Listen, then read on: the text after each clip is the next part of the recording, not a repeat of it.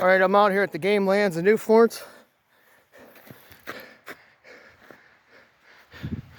Below the shooting range, that first parking lot, I've been doing hill repeats.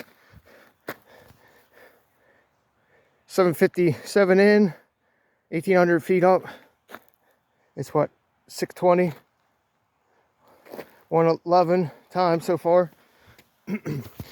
Got this harder hill I'll show you today. Compared to last week, it's a little bit more difficult. Crank it up a notch. Now, what's fun about this route is it's not really grooved at all. So you sort of make your own path. You know, of all 9 hill repeats that I've done so far, this being the 10th, I've not gone the same route every time. You know, depending on where I step this time, you know, the water or something could be different for the next round.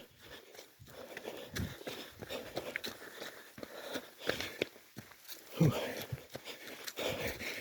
gonna go a little slower this time, get better video. I think I was averaging 9-minute mile pace, like 9.5, somewhere in that range.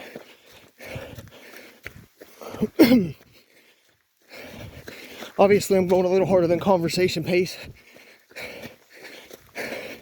But this hill is about 200 feet of gain, give or take a foot or two, depending on where I turn.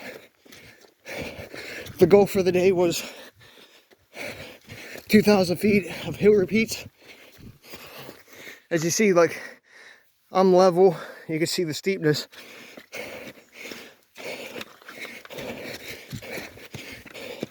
Originally, I was trying to keep my feet dry. Now it's sort of futile because they're wet. But I've been going back and forth.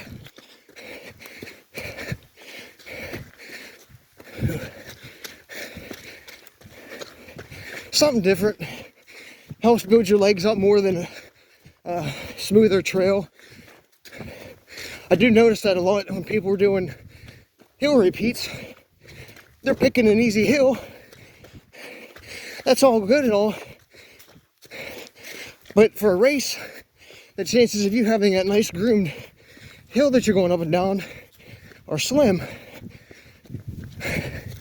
So you don't get all that little buildup of your muscles around the ankles and such as you would training on something like this.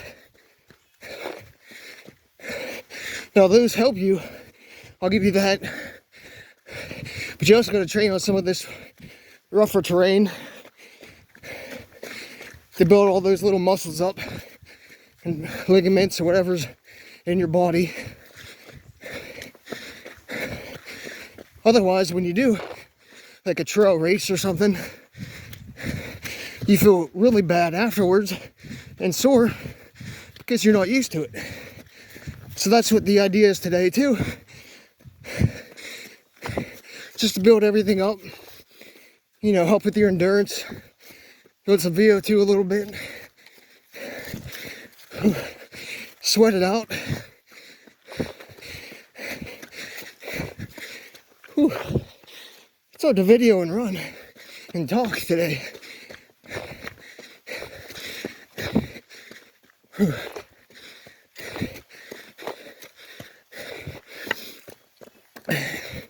But these rocks on this, I can feel it in my feet, giving little different angles and tweaking here and there. So I'm not really landing flat at all, even when it looks like it's flat.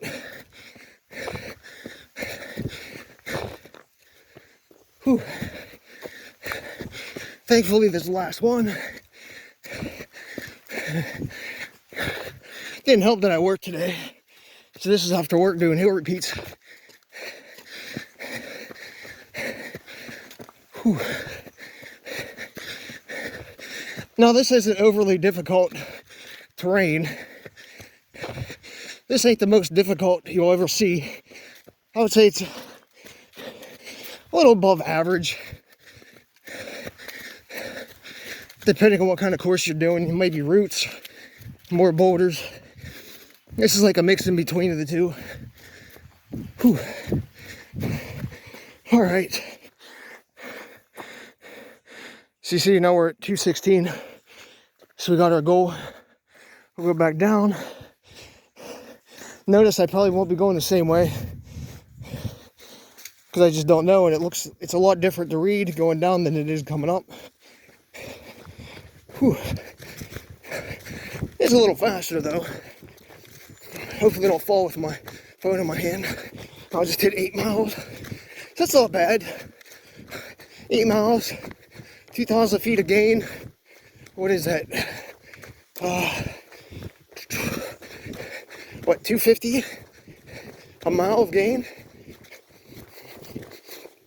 I would say that's pretty significant for good hills. I mean, it depending on what kind of hill you have, what you're training for, depending on what you're going to do. But I'm training for everything, so I wanted to mix in some bigger rocks. And since I'm doing repeats, I don't want to hit on like Laurel Highlands and Seward,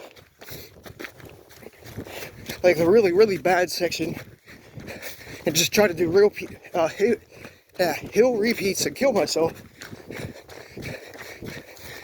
And trip trying to push a little bit. So this is a perfect mix.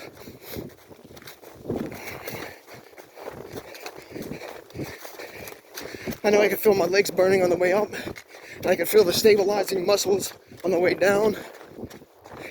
Working, switching gears. So it's not like some grooved trail. Something different and fun. Breaks up your training, but it also improves everything.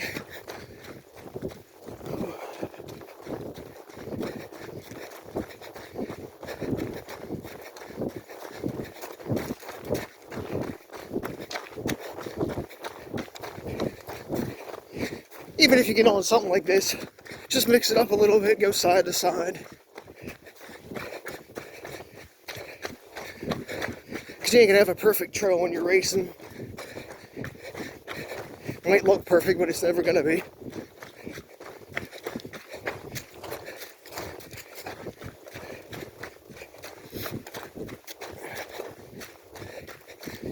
This road actually is always wet too, even in the middle of the summer. It's got like a little spring that comes down, and then the tires for people driving up it. So the best bet is actually to stay in the middle if you want to stay dry, but it's still not perfect.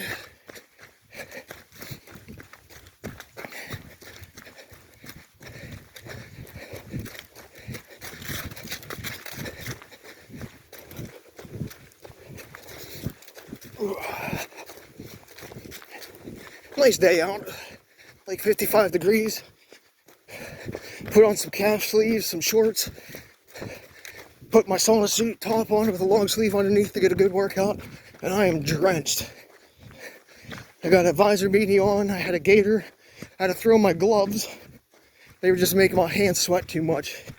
And they were getting nasty in the gloves that I had, so I couldn't do them anymore.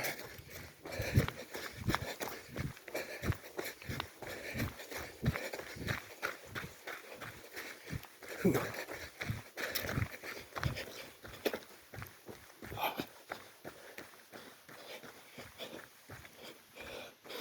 There you go. It's not exactly too even, but I'll take the elevation gain and whatnot. So that's my hill repeats for the day. Let me show you quick.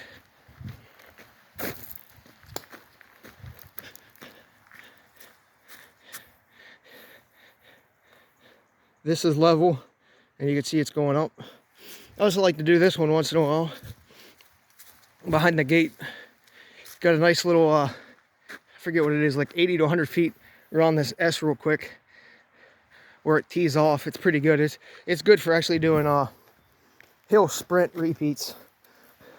Instead of, you know what I mean, like if you're actually gonna go on a like a groomed trail, just to like jet, really start your legs burning and whatnot. But I'm gonna cool down for a couple tenths and take off. But I thought you guys might enjoy Seeing me train a little bit harder today.